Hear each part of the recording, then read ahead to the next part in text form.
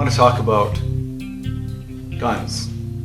Basically, I'm not an expert at all. I've just been dealing with guns for well over a decade or so, and I've shot them. Long guns, I'm not as experienced. I mean, I shoot them, that kind of stuff, but I don't have as much knowledge and use case for it, other than hunting, that kind of stuff. But I'm talking about pistols, and primarily carry pistols, and what the difference is, and these are my opinions only, and why.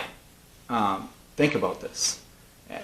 Besides the fact that it's extremely important, that kind of stuff, and I feel everyone that feels like they can and would respect it, that kind of stuff, should, absolutely. Especially women, I think it's a great equalizer, and that kind of stuff, and all men, that kind of stuff. So, what do we have? I just want to show you some examples and then get a little rundown, and that's about it. Quick video. Anyways, so to carry, I think out there, most people always think, semi-automatics, pistols, that kind of stuff. So a small one that we have here this is a 380. This is a Smith & Wesson Bodyguard. It's a small little deal. It's a 380 caliber, and it can fit in your front pocket, that kind of stuff. You can carry a small sheath with it, a small, whatever you want to do to carry it on your side, on your person, whatever. It would fit in your purse, handbag, that kind of stuff. Fit in a fanny pack, whatever. So it's small. I just want to compare side by side this with others.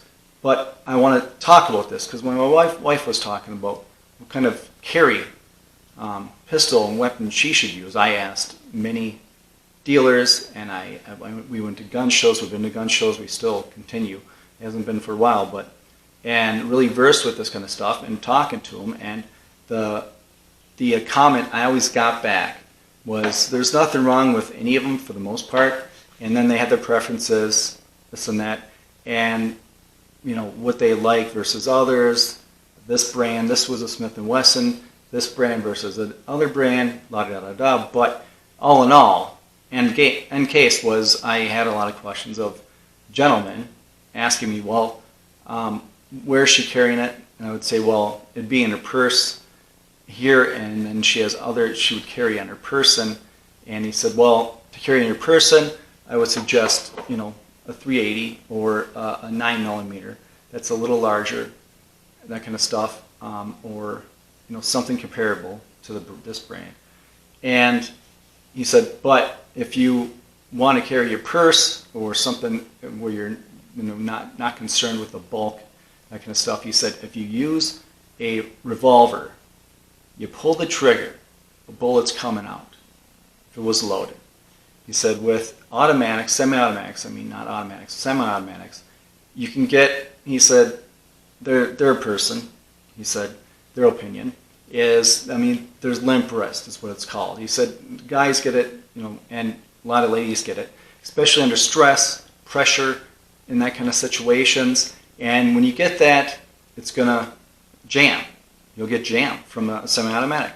And that means that bullet's not coming out. So in a life-saving scenario or a life-threatening scenario, you may have issues. You may get it jammed. He said, so if you use a pistol, he said, a 38 special, something comparable to that, you pull that trigger, that bullet is coming out. It's just a simple, put-together deal. So all in all, that's what we ended up going with for carrying around and not worried about being bulky, that kind of stuff.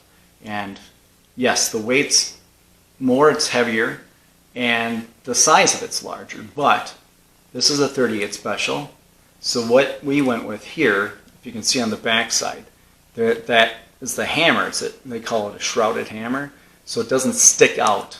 I don't have one here to show you, but usually the hammers would stick up like this high, and that can cause, if you're trying to carry, you're carrying it, especially in a purse or a bag or satchel or whatever kind of scenario, then that hammer could catch on something that's inside there and pull back, and then you could have issues arise. from that. They also offer ones like this where it's hammerless, they call it.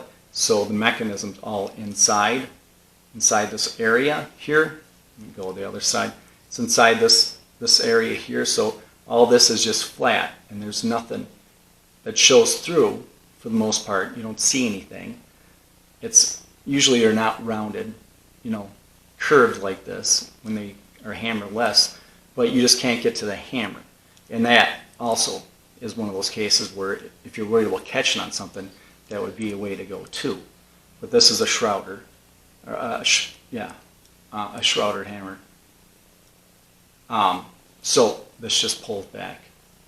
Like, okay, I don't know if I can show this good enough. So that just pulls back like that. So you would just pull that mechanism back. So with this is your typical,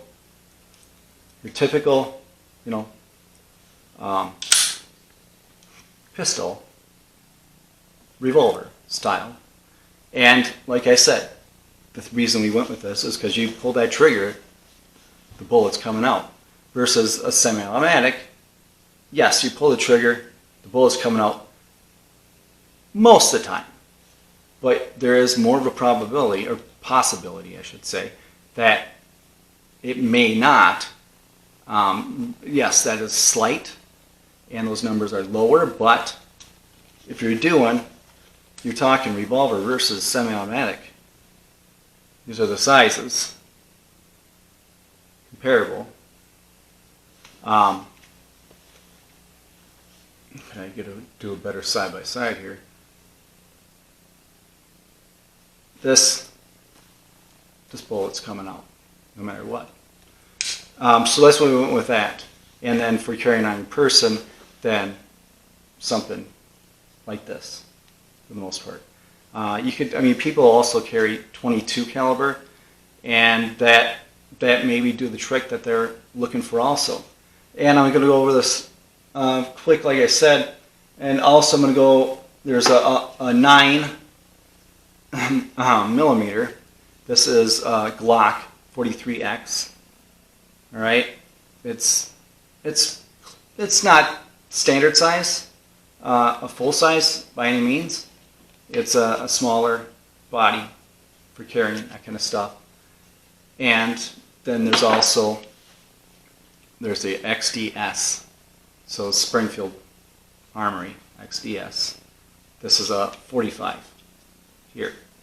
So side by side, these two, if I can get them stacked up good enough, side by side, these are,